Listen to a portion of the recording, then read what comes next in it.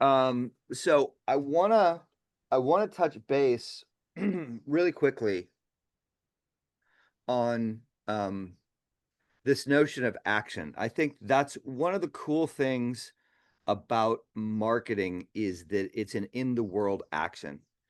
And I think it's so important for spirituality to take actions. And a lot of times I'm sort of poo-pooing actions. I'm sort of like, well, you know, because we take action so often from the ego is why. And the desire to act and the desire to get there and the desire to push is so prevalent that a lot of times I'm trying to get people to get still first before they're taking action. And there's a lot of actions that are really sort of good to take. So obviously we started developing these habits. We started developing these morning regimens. And those are actions, but those aren't actions in the world in the same way. And actions in the world are very powerful, especially when we do them consciously and not from a grasping place, but from a place of I'm not even sure how to describe the place. It's just a different place. It's a more open place. It's not a closed place. In other words, I'm doing it not so much to get something, but because I should. And that doesn't sound right. So we'll sort of explore that. But so Odelia, would it be okay if we use you as an example since we just talked about it this morning? Sure, yes, no problem. I'm just trying to get into my bathing suit for my water aerobics class. Yeah. Okay, I'll good. do half water aerobics. That's what I decided. Okay, good. So, so, um, so like, for example, Odelia is starting to take a lot of really good actions in the world, or the water aerobics is one of them, but this dance class that she took, this dance workshop, um, like that is an action that gets us out of our comfort zone into something new, doing something new. That's a great action, right? And it's the action is in this case, it's a one-off, right? It's like I went and I did this workshop, but that action opens up doorways and portals for you and opens up new avenues, right? So that's an example of a really, really good, healthy action. And for you, Raj, I want to touch on this because we texted just before this and you were talking about the spec and you were talking about this part that has this reaction of why should I be doing a spec?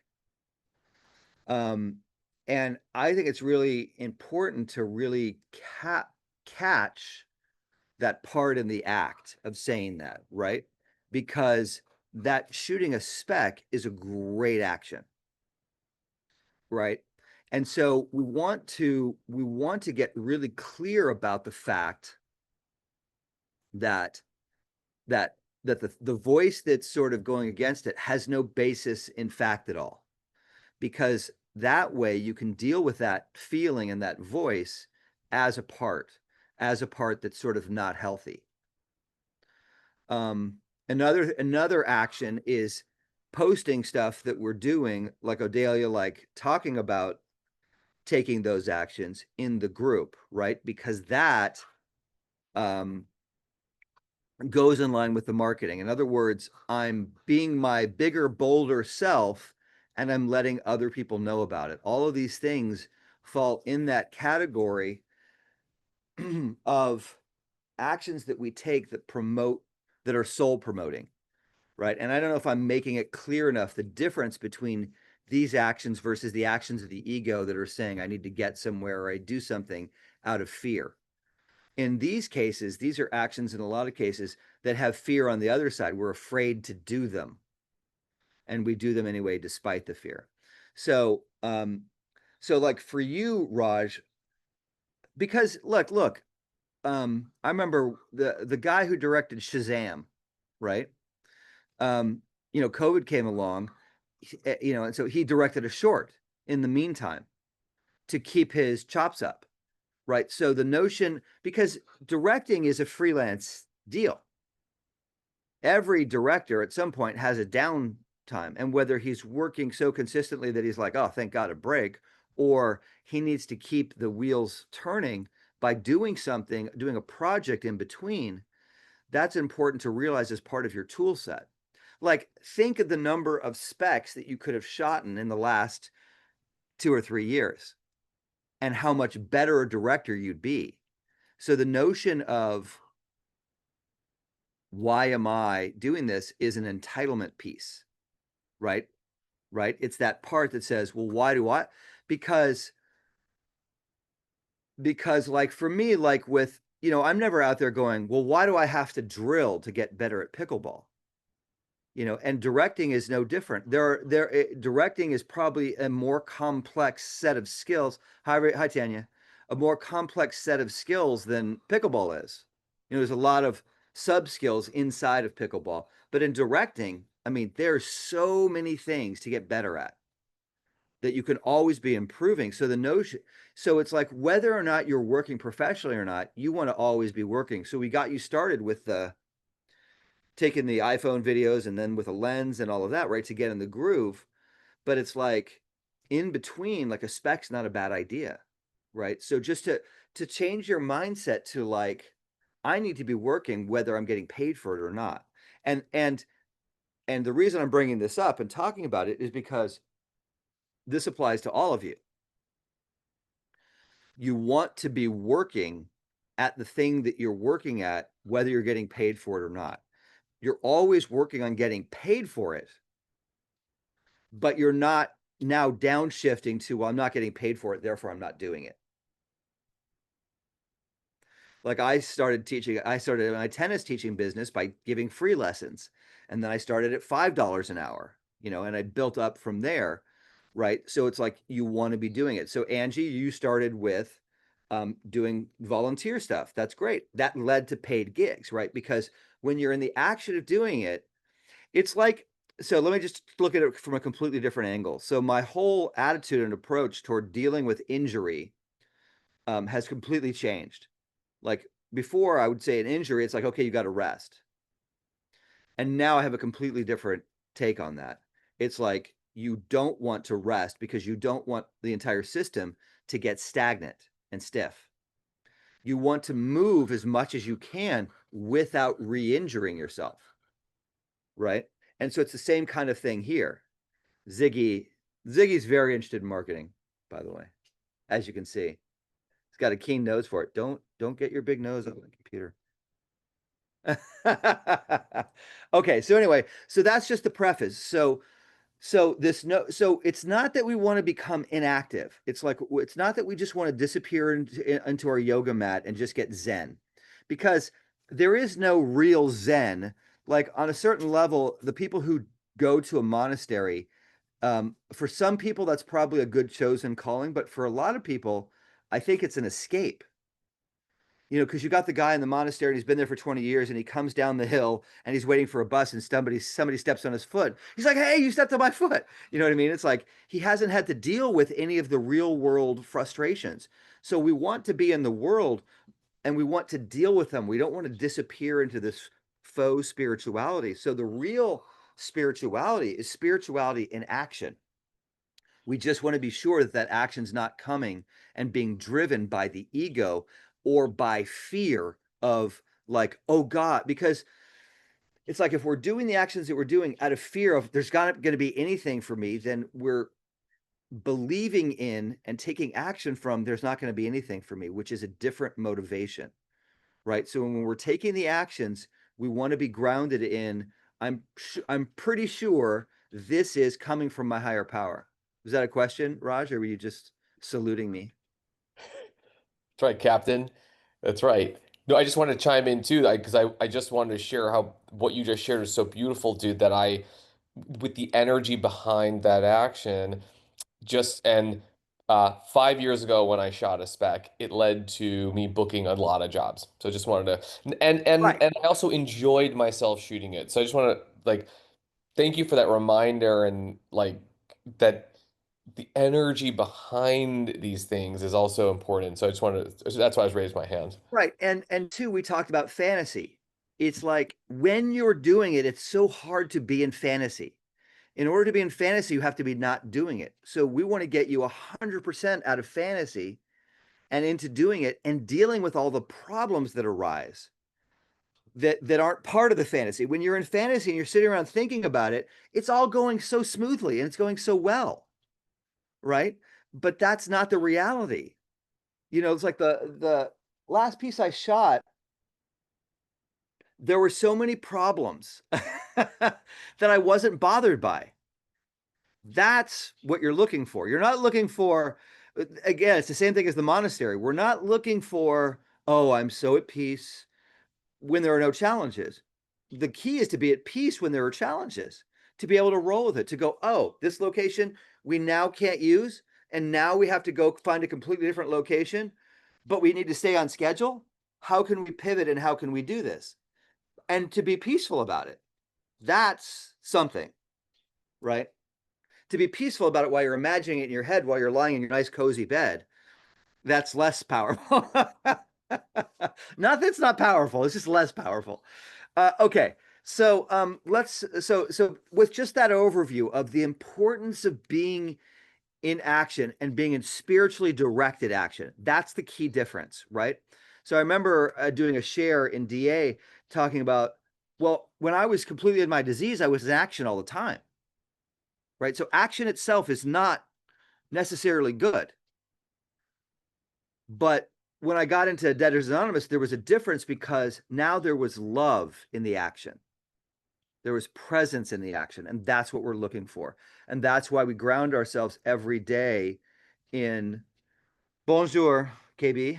That's why we ground ourselves in this morning regimen to get connected, to find out what are the actions. And I was talking to somebody else this morning too,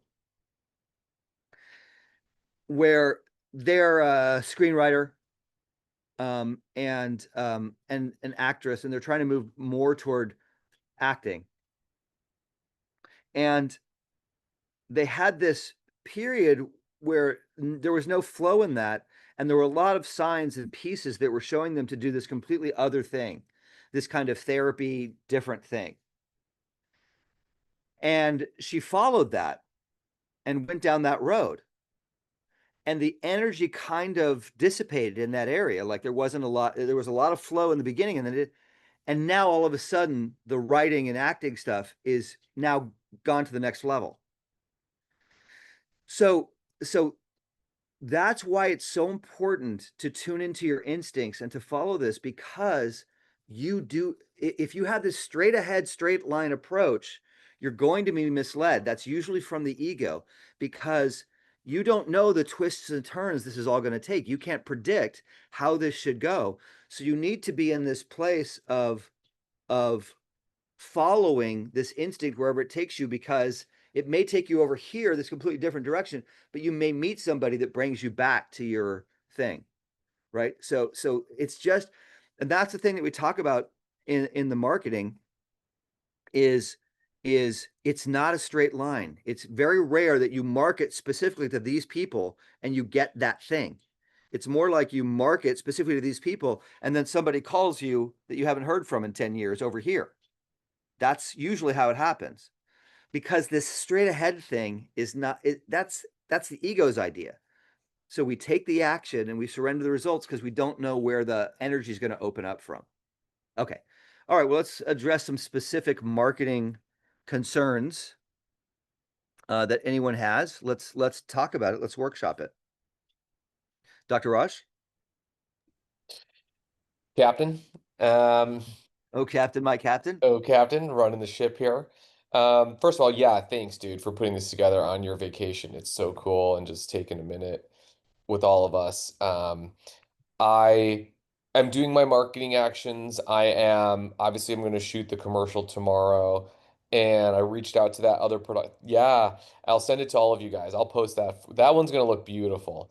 And then I took the actions with that production company Good. to shoot, and I just got an email yesterday, like they've fully set me up. So now that place I've just is something that what you just said, where like I reached out to them and they want me back immediately. Um, and I saw myself, because that was a marketing action. I checked in with my higher power talk to you too, dude. I was literally like, do I go back there? Is it? But then like number one, the amount of shoots that they have. Number two, like I even also put myself in the creative director concept freelance part of it. Yeah. So I'm saying all this because um I'm I'll just say it too, is that with all you guys, like I'm like, well, yeah, but I want it to be a huge production company and a big agency, and like they're not meeting my salary. They're not even coming close to like what I mean, it's like it's making some money, which is earning. And I started getting, maybe it was the entitlement. I started really being negative about like, well, I guess I took that action and now they want me to shoot for them, but like I'm shooting smaller, so I don't know. And I started getting a little defeatist, and like maybe ego was like, I should be over here right now. And then last thing I'll say is like, um, you know, uh, and I'll just again, and maybe it's Wednesday and I'm being bratty. I'll be like, yeah, but then like, how long do I have to do this to then get my dream job or like get the dream Right. gig? Right. So anyway, That's absolutely all that ego and all that peace. And this is the stuff that's in your way. You know what I mean? This is the stuff that this voice in your ear, because what had you not calling them earlier and sooner and getting to work? Like mm. what was that voice saying? What was the reason? Oh, that these jobs are too small. I'm better than this place. And it was a grindhouse. And like I need to be, I'm a bigger director. And my ego like doesn't want to shoot these small things every week. It wants to shoot the big brands all the time and the big paydays rather than maybe building up with this place. Anyway. Right. It's not, it's like this. I want to start at the top. I don't want to work my way through the bottom syndrome. Right. And so, yeah, you have to watch that part, because the reality is directing for some money is 130 times better than not directing for no money True. if you want to be a director. True. Because the reality is you want to get better. That's the important thing. You want to get better. And so what's been happening is you've been shooting yourself in the foot, not getting better, right? Because Yeah. like that's because you getting better is going to show up in your reel, which is going to show up in getting more jobs, etc. Mm. Right? And it's like you need to get better.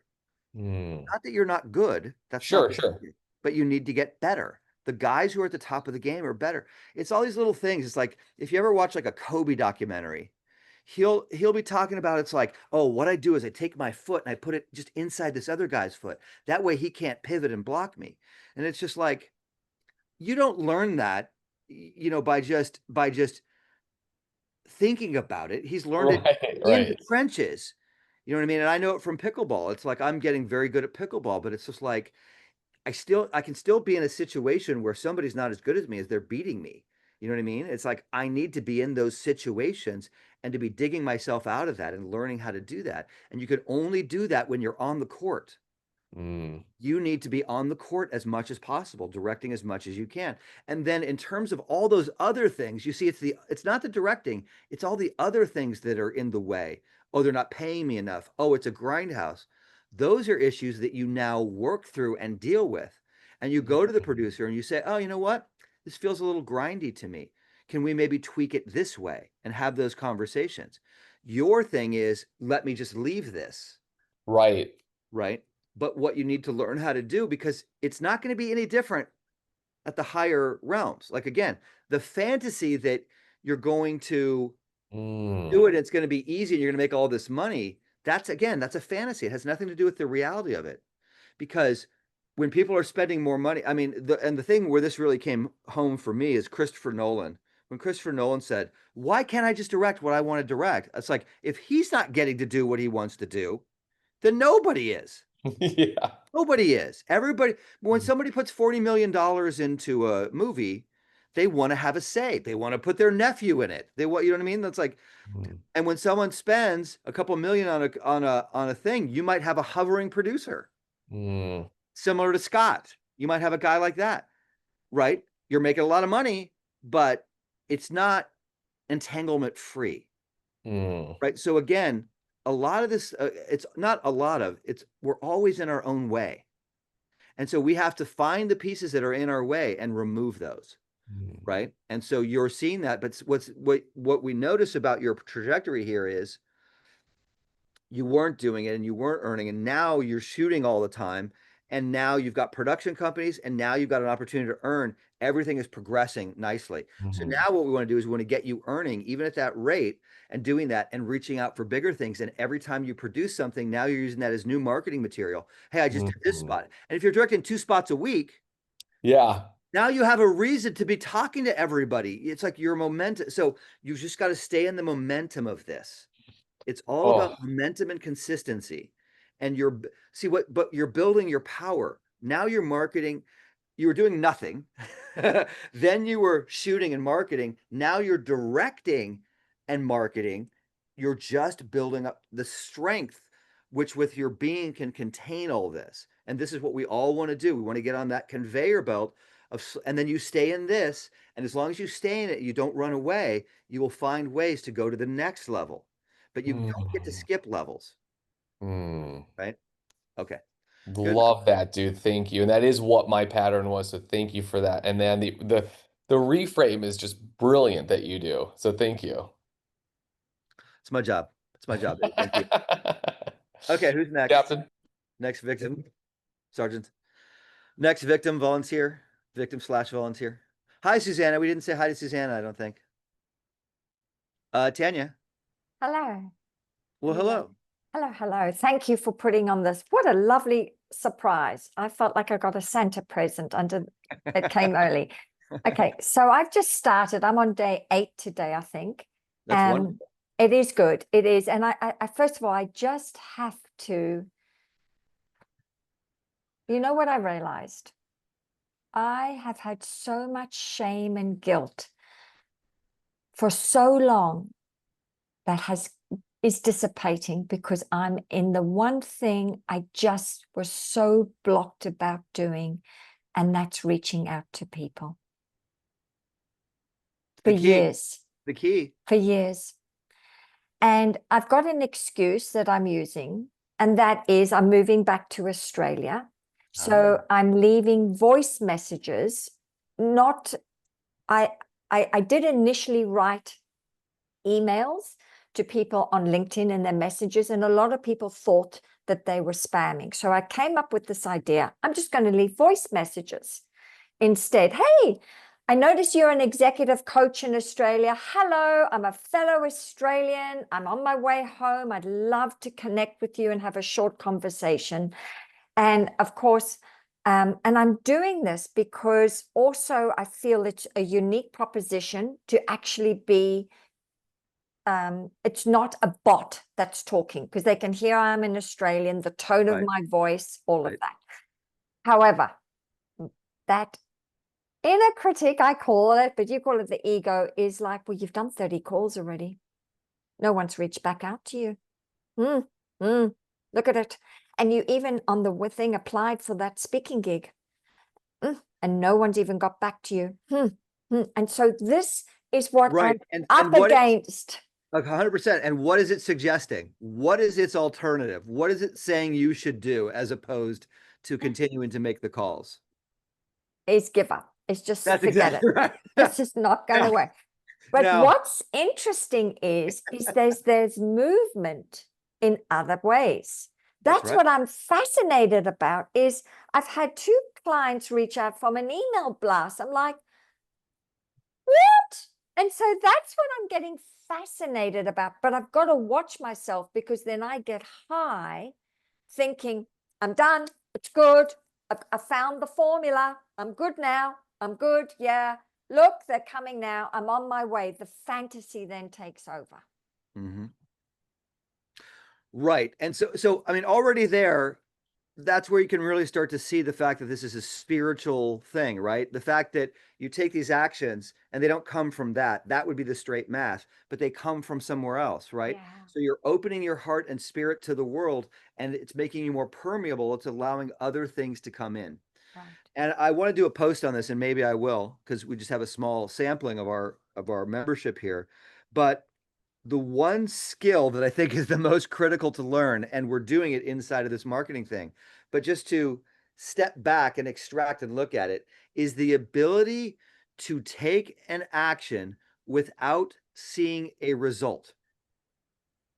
This is the most challenging and most difficult thing for humans to do. And it's the cornerstone of kind of all success.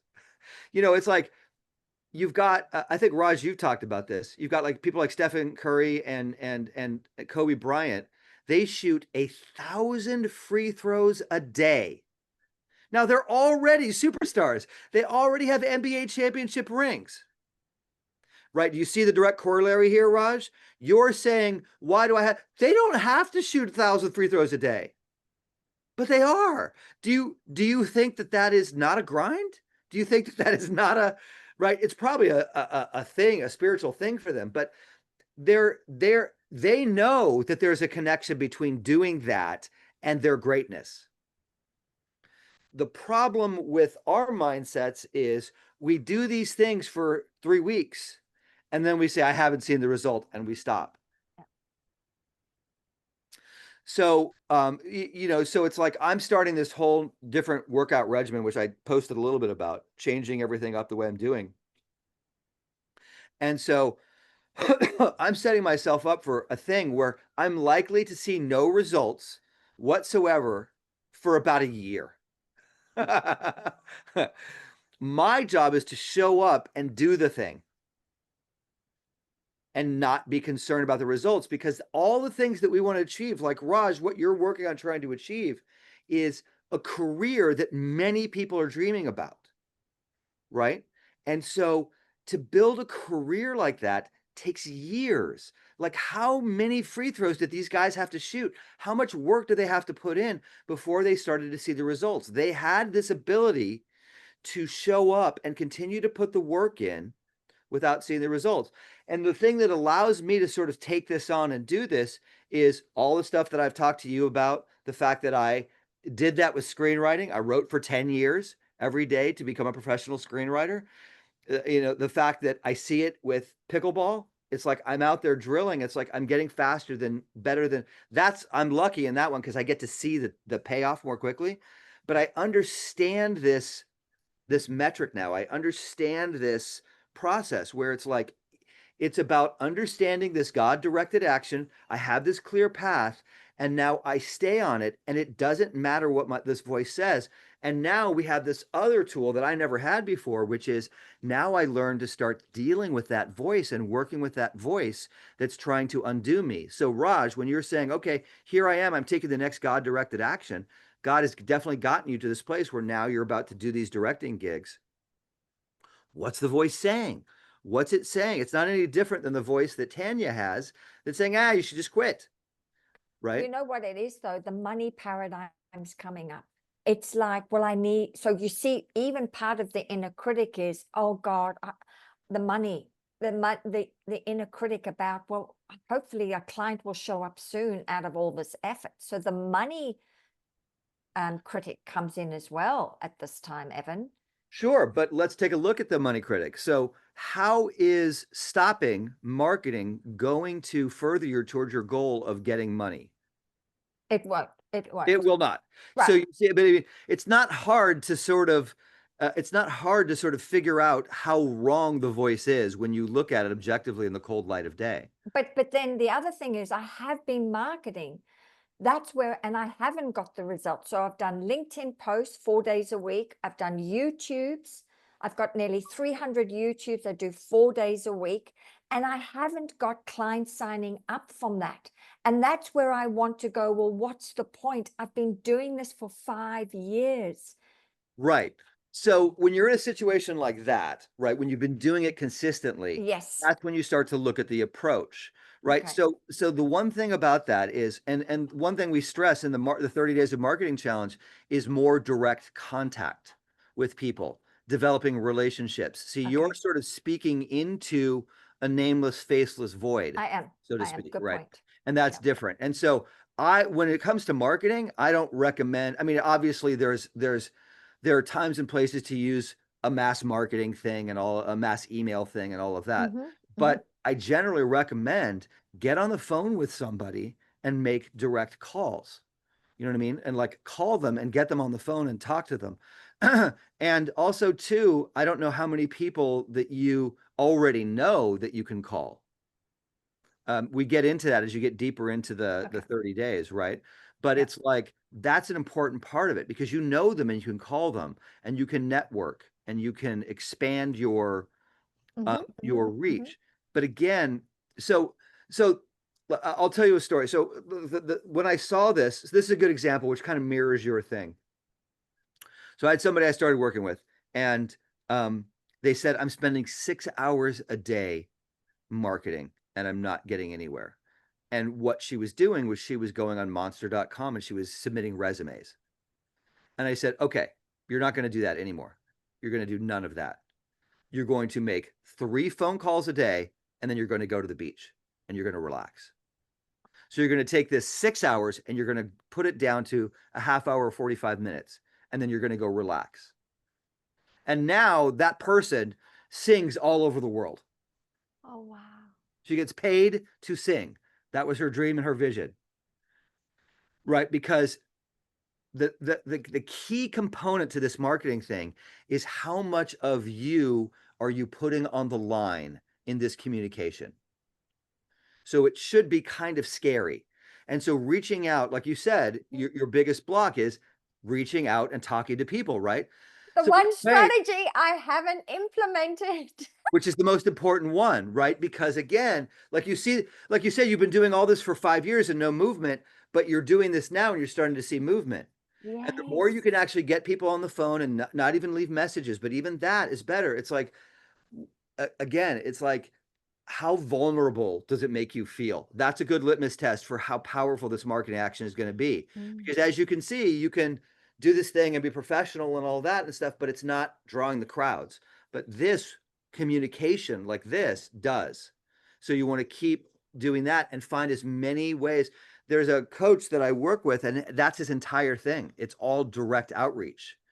He does stuff and he gets a lead and then he goes and he talks to them and he sits with them and and he says, his sort of closing ratio is 10 to 40% compared to like email marketing, which is like 1 or 2%. You're only going to get 1 or 2% with an email. But when you're talking to these people directly, it just goes up. So keep doing that. Thank you. Doing that. Yeah. Beautiful. Okay. Anybody else? Evan, yeah, can I just ask you something? I have Oh, a little bit of space. Hold on. I'm hearing Hello. many voices. Hold on. Hello. Hold on, KB. Okay. Who was talking to me? Was that you, Adelia? Odelia, were you talking? Saying I have to, yes, do you hear me? Yep. Hello? Yep. We can Hello? hear Can you. you hear me? Yes, Okay. we can hear you. So I'm almost at my destination, but I just wanted to add, out of all those blocks, totally related to everything you said, especially the very active fantasy life. But there's also part of me that's, the Marianne Williamson thing about afraid of the light. Like when things actually do go well, I'm like, oh, fudge. And then I get scared. Just wanted to add that to the mix. Yeah, that's right. I mean, that's all of us, right? I mean, because we all want safety. And even though we have parts of us, I was talking with somebody else the other day, and it was like, basically, we have a bunch of parts inside of us that are at war. You've got the parts that want to excel and achieve, but you have the parts that want to hide and die. And there's just this battle going on inside of us. And our approach is I need to step up and step out of identification with all these voices. And now I'm watching. It's like now I become the kindergarten teacher, and now I can start to deal with it. If I'm down here in the fight, and Tommy's punching Sally, and then somebody punches me because I'm down there in the mix, I'm embroiled in the fight. I don't have the objectivity. Whereas when I take a step back and I start to watch these voices and I start to be with these voices and do the work of dissolving the blocks that we do here, then these can quiet down. I mean, there is a path, and this is the path that I took because I didn't know any better, of just pushing my way through these things, which was still a lot better than not facing these things. And, so when I did this stuff, I did the marketing, I just pushed through. I just said, okay, I know I need to do this. And I just did it. And it was hell emotionally because I didn't have any tools to deal with the emotions that were coming up because I was pushing against all this smallness, all these parts of us that want to hide. So, Adelia, this is all of us. This is not just you, right? We all want to stay small because that equals safety. That's hiding away from the parent that's Thank going to beat you. us. Yeah. Okay. Anybody else want to talk about marketing? Hello. Hi, KB. I It's been a while since I've joined the call, but just to be frank, I've been doing code outreach Yep. for a while. I know most of you have told me to do code calling, but Yep. in my area, I cannot seem to get close contact with other people. How come? Like, what's preventing you from getting? I don't have any contacts that I can contact right now. Right. Maybe it's because I don't have a contact cell phone right now because of some situations. But Yep. the only thing that I have at my disposal is my PC. Okay. Yes. And so you So can I've do been doing. Zoom. You can do Zoom, right? I'm assuming you can do Zoom because you're on Zoom now. Why don't I? No, I'm not saying why don't you, but you can do Zoom, correct? Yes. Okay. I can So use Zoom. so on your computer, you can reach out to people potentially, right, and suggest and say to them, "Hey, would you like to hop on a Zoom and talk about this?" That's something you could do, yes?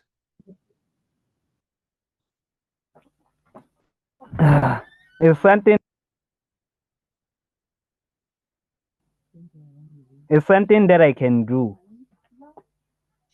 Right. And so then the key will be to create a pitch that you can do either via email or via text or however you communicate with these business owners, right? That will get you to this point where you can talk to them in person. That's the goal. The goal is to talk to them in person on Zoom. Most especially, I noticed the thing about doing text. If I do text, it feels like a spam. 100%. I mean, you're going to struggle with that because you can't just pick up the phone and call somebody, which is what I'd prefer. I prefer that you picked up the phone and called the business. So if there's some way you can figure out doing that, that's going to be better because an email is very easy to ignore and a text is going to feel spammy to people. And so Yes. with text, but look, let me just say this. So with a text, it's not that you shouldn't do that because it's better to do something than to do nothing, right? It's always better to do something than to do nothing. With a text, you are going to have a very low turnover. You're going to get a very low response rate. And you're going to have people blocking you and people saying that you're spamming a ton. You just have to accept that that's part of it. And what you want to do is you want to keep rewriting your text pitch and just say, "Hi, my name's KB." You want to practice. You want to try 30 different ways of pitching your text. Write a new text each time and say, hi, I'm KB. I'm local here in the area, and I'm starting an AI business to help business owners, automate things in their business that makes your life easier. Are you would you be Yes. interested in talking about it? And then you say that in a bunch of different ways, and you might include something personal about it because then they're going to know you're not a bot, right? You don't want to start with like, how are you? Yes. In a cold email, right? You have to write a little pitch. And again, no matter how well you write it, you're still going to get 95% rejection. Right? You have to just understand that, accept that. And this is the thing I was talking about earlier. I don't know if you heard about it, where I continue to take action even though I'm not getting results. Right? So for you, Tanya, with that is okay, when you're in 5 years and you're not getting something, it's like, okay, now you know that there's something wrong in the approach. It's not that, right? It's like there is that aspect. Most of the problem with people is that they're not doing anything. When you're doing it and it's not working, then you've got to change the approach. So now for you, we know the thing that you need to understand, because we're talking about it from the spiritual aspect, is you need to have more of your heart and vulnerability out there in the world, because that's what's going to open you to the world. It's like you can't be a sniper and just snipe out and expect the world to come to you. You've got to be open. Like I was telling somebody, it's like, in terms of like posting on the community and sharing with people, that's again opening up your heart and being vulnerable. Maybe no one's going to be interested in this. Maybe people are going to feel like I'm bragging. You know what I mean? Maybe nobody's going to respond. These are the things that we have to learn how to deal with, these feelings, right? So putting yourself out there in that way, which you've been doing a great job, by the way, posting your journey. That's really good, because then if you're posting it, I can comment and I can give you think. But if you're just in this little hole by yourself, so this whole living out large and living more in the open. So with you, KB, this ability, because I remember one time you posted and you were very hurt by the fact that somebody said you're a spammer. And you're not, but you're going to appear to be to a lot of people, right? And only the people who actually have that need might go, huh? And most people are just going to say, forget it.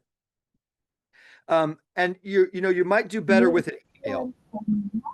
An email might be a better approach for you because you can really work on crafting that email, and you can share it with us in our group too. We can say, how does this sound? And we might be able to help you tweak the email, because you have more, you get a more of a chance to make a pitch. Does that make sense?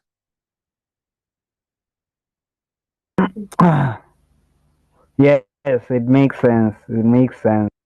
And then if you can get like a calendar app, right? And you can put a link in your email, right? So you could say, hey, if you're interested in this at all, just come here and click my calendar app and set up a Zoom call with me, a free Zoom consultation.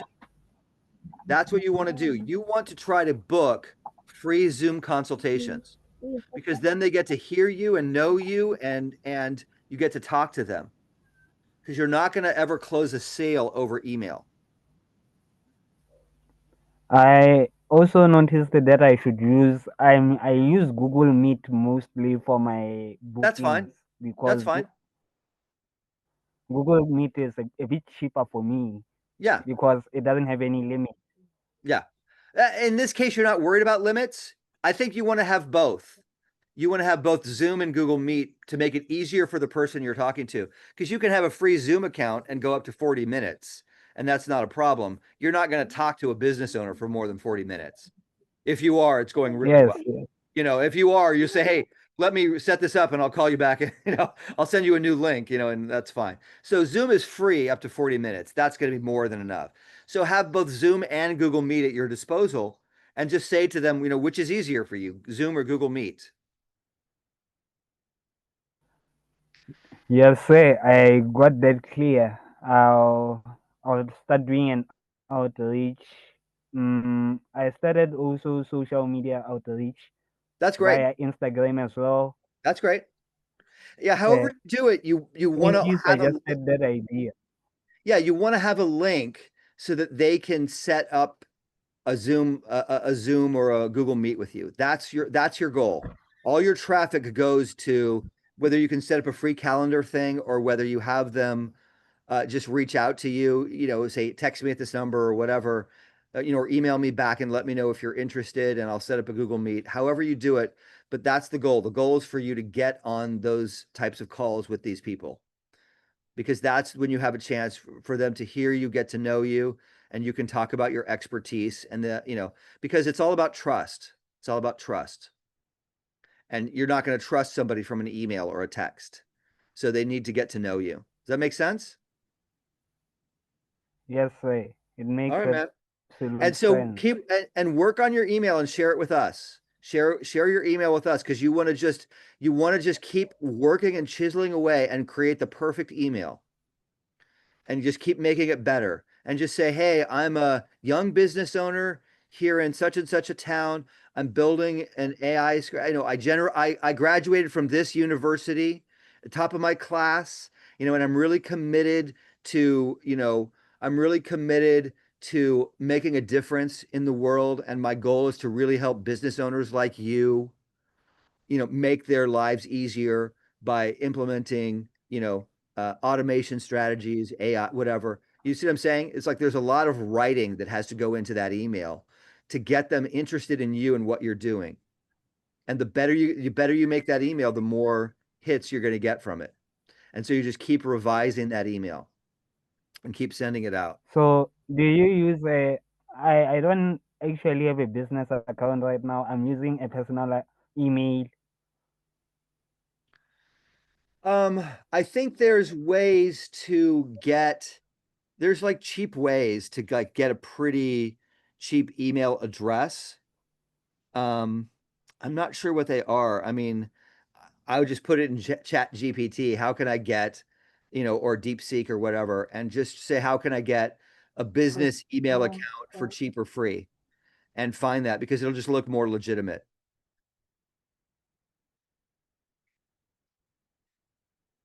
In worst case, you can always get a Okay. Gmail account that has your business name in it. So aisolutions@gmail.com, whatever your business name is. That's not quite as good. So I would look to see if you can find a cheaper, free way to get your own business email. Okay, so you've got a little bit of a path there. You can work on that and then share with us how it's going, and definitely share your email. Okay, we'll help you tweak it and write it. I'm sure Tanya's got some great ideas about how to improve your email. I'll try Okay, to write anybody else? an email. Yeah. I mean, today, get started on making your first draft of it and put it out there. And then we'll see. And then you can try it. You can see what kind of response you're getting and tweak it some more. That's the path forward to you until you can get a cell phone working, and you want to make that a sort of short-term goal. It's like, how can I get a cell phone working? Because then you can call all these businesses, and that's going to be even better. You're going to have to face rejection there too. Don't worry about it. You're still going to get plenty of rejection, but it's good character building. Okay, good job. Good That one job, Kate. I'm learning already the rejection part. Good. Yeah. I mean, it's a powerful thing to work through, and to work with those parts that feel so hurt and rejected. That's going to be like your father leaving, right? That's the wound for you, right? That's what it is. So every time you face a rejection, so the more you heal that father wound piece, the less the rejection is going to stop you. Okay, I want to pause here, KB. I want to give Susanna some time, if she wants some time, to sort of talk about her situation. Okay, thank you. Great job, bud. Thank you. Hi. Hi. I don't know if I have so much to talk. I still have this this little one that I want to heal. That is the one that is blocking me to dare to go out and Right. So, what I would suggest is an interim step, right, that works with that energy. Because when you take some actions, it brings her up more. She's more visible, and then you can kind of heal her more. But the key would be to make the actions as small and simple, just somewhat challenging. Right. So maybe it's not reaching out to businesses right away. It could be something as simple. Sometimes I recommend this is just posting in our group once a day, right? To be like, just to be visible and just to say, here's what I'm up to and what I'm doing today, or something similar, right? you know, or making an outreach call a day. Yeah, I'm more into that, doing that Yeah, that's as fine. well. Whatever. But it's nice to hear you guys and how far you come, and yeah, it's good. Happy that you're here. Yeah. And so for you is what I would do is I would just set up and just say, okay, I'm going to make an outreach call every day.